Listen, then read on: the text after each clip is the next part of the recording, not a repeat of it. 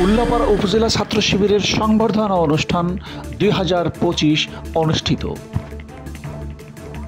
SSC দাখিল ও সমমান পরীক্ষায় জিপিএ 5 প্রাপ্ত শিক্ষার্থীদের নিয়ে জমকালো একটি সংবর্ধনার আয়োজন করে বাংলাদেশ ইসলামী ছাত্র শিবির উল্লাপাড়া উপজেলা শাখা।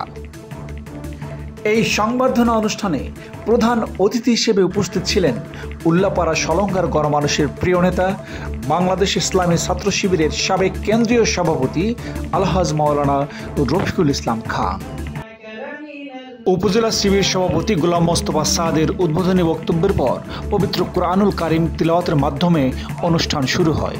শিবিরের উপজেলা সভাপতি গোলাম মোস্তফা সাদের সভাপতিত্বে এবং সেক্রেটারি হাফেজ জাকারিয়া হোসাইনের সঞ্চালনায় অনুষ্ঠানে বক্তব্য রাখেন সাবেক উপজেলা ছাত্র শিবিরের সভাপতি, উপজেলা জামাতের অফিস সম্পাদক মাওলানা আব্দুল বারী, বিশিষ্ট শিক্ষাবিদ মাওলানা ডক্টর নজরুল ইসলাম, উল্লাপাড়া উপজেলা জামাতের সম্মানিত সেক্রেটারি মোহাম্মদ খায়রুল ইসলাম এবং সাবেক তুখোর ছাত্রনেতা, সিরাজগঞ্জ জেলা ও শহর ছাত্র শিবিরের সাবেক সভাপতি, বিশিষ্ট শিক্ষাবিদ, বিশিষ্ট ব্যবসায়ী ও উদ্যোক্তা আলাউদ্দিন আল আজাদ। অনুষ্ঠানে আরও বক্তব্য রাখেন বাংলাদেশ ইসলামী ছাত্র শিবিরের সাবেক জেলা সভাপতি ছাত্রনেতা আলহাজউদ্দিন। এছাড়াও বক্তব্য রাখেন সিরাজগঞ্জ সরকারি কলেজের সহযোগী অধ্যাপক ডক্টর মইনুল হোসেন। অনুষ্ঠানের বক্তব্যে উল্লাপাড়া উপজেলা জামাতের সভাপতি অধ্যাপক শাহজাহান আলী, আলহাজ মাওলানা রফিকুল ইসলাম খান সম্প্রতি রাজশাহী বিশ্ববিদ্যালয় অ্যালামনাই অ্যাসোসিয়েশনের সভাপতি নির্বাচিত হওয়ায় তাকে শুভেচ্ছা জানান। বিপুল ভোটের ব্যবধানে বিজয় লাভ করেছে, এই জন্য আমি আমাদের পক্ষ থেকে তাকে আরো সম্বর্ধিত জানাই এই নির্বাচিত হওয়ার জন্য। শিবিরের এই সংবর্ধনা অনুষ্ঠানকে আরও সুন্দর, সাবলীল এবং আনন্দঘন করতে ইসলামী সঙ্গীতের মূর্ছনা ছড়িয়ে দেন সিরাজগঞ্জের ঐতিহ্যবাহী সাংস্কৃতিক সংগঠন যমুনা সাহিত্য সংস্কৃতি সংসদ সিরাজগঞ্জ। অনুষ্ঠানে বিশেষ অতিথি হিসেবে বক্তব্য রাখেন বাংলাদেশ ইসলামী ছাত্র শিবির সিরাজগঞ্জ জেলা শাখার সম্মানিত সভাপতি জনাব ছাত্রনেতা আব্দুল আজিজ। দায়িত্ব শিবির করেছে এই মহৎ আয়োজন, সদক্ষ নাগরিক আজ বড় প্রয়োজন। দায়িত্ব শিবির করেছে এই মহৎ আয়োজন। মেধাবী তরুণ সাহসী তোমরা যাও মনের ইচ্ছা, ছাত্র শিবির হাত বাড়িয়ে জানাই শুভেচ্ছা। মেধাবী তরুণ সাহসী তোমরা যাও মনের ইচ্ছা, ছাত্র শিবির হাত বাড়িয়ে জানাই শুভেচ্ছা। জানাই শুভেচ্ছা, জানাই শুভেচ্ছা, জানাই শুভেচ্ছা, জানাই শুভেচ্ছা।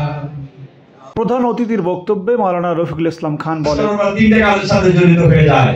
এক নম্বর মাদক, দুই নম্বর হলো অনলাইনের আসক্তি। এটা তো তোমরা বুঝছো নিশ্চয়ই। অনলাইনের আসক্তিটা এই বয়সের ছেলে মেয়েদের জন্য এমন ভাত খাওয়ার কথা ভুলে যায়, পরীক্ষার কথা ভুলে যায়। এই আসক্তি থেকে মুক্ত থাকতে হবে। আর তিন নাম্বার হলো খারাপ ছেলে মেয়েদের সাথে সঙ্গ ত্যাগ করতে হবে। একটা কথা আছে না, প্রবাদ বাক্য, সৎসঙ্গের সর্ববাস, অসৎসঙ্গে মাশাআল্লাহ। এটা তো সবাই জানি আমরা, এটা আমরা আমল করবো, কাজে লাগাবো ইনশাআল্লাহ। ঠিক আছে। আর চার নাম্বার হলো কোন সময় সাহস হারানো যাবে না। এবারের যে ফ্যাসিবাদ বিরোধী আন্দোলন হলো, যে আন্দোলনের মধ্য দিয়ে ফ্যাসিবাদী সরকারের প্রধানমন্ত্রী পদত্যাগ করে দেশ থেকে পালিয়ে গেলেন প্রায় 2000 ছাত্র ছাত্রী, নারী, পুরুষ, শিশুরা এই আন্দোলনে জীবন দিয়েছে। এবং এই আন্দোলনটা আসলে কোনো দলের নেতৃত্ব হয় নাই, এজন্য আমি বলতেছি কথাটা। এই আন্দোলন হয়েছে সকল শ্রেণী পেশার মানুষের সম্মিলিত ঐক্যবদ্ধ আন্দোলন। আমি ঢাকায় থাকি, মিরপুর ডিওএইচএস এলাকায়, যেখানে আর্মিদের, প্রাক্তন আর্মিদের বসবাস। আমরা কেউ কেউ ভাবতেছেন যে আমরা তো আর্মি না, ওখানে থাকেন কেন? ওখানে আমরা সিভিলিয়ানরাও অনেকে ফ্ল্যাট কিনা থাকে, বাসা ভাড়া করে থাকে, যাই হোক আমি ওটার ভিতরে থাকি।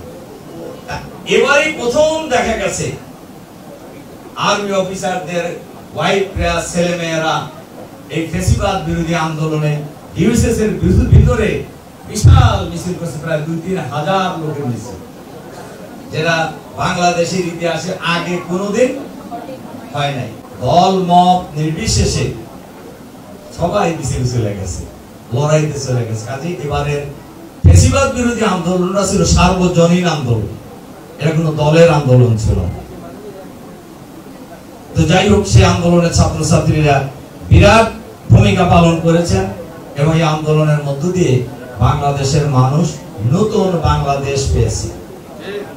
এই নতুন বাংলাদেশকে যদি সুন্দরভাবে ঢেলে সাজাতে হয়, তাহলে মেধাবী ছাত্রদের কি করতে হবে এই কাজটা।